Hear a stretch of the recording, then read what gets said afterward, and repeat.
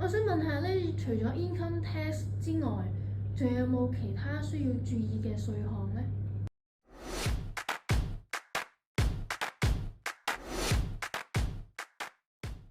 有嘅，你除咗 income tax 同埋 GST 咧，身為一個僱主嘅話，你最大嘅第三份就係呢個 PAYE 係你嘅員工嘅稅。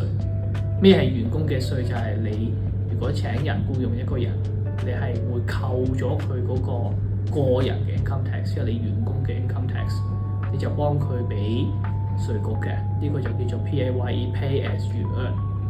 紐西蘭就有啲唔同，同其他國家唔同喺邊度咧？就係唔係嗰個員工自己去稅局去俾稅，係反而你嘅老闆扣咗你嘅稅，再幫你 on your behalf 去同稅局話我哋扣咗幾多稅，應該俾幾多。咁如果你係自己開生意，你係有請人嘅話咧，就唔可以忽略你係要幫員工俾佢哋嘅稅嘅責任，呢個好重要。除咗呢樣嘢以外咧，仲有一個叫做 ACC Levy。ACC 其實係紐西蘭全世界唯一獨有嘅，係簡單嚟解釋啦，係 cover 你所有啲 accident 或者 injury， 咁樣係一個稅嚟嘅。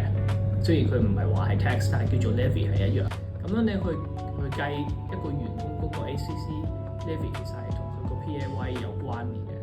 主要嘅統數嘅方式咧係睇你嘅收入幾多，跟住再算翻一個比例出嚟。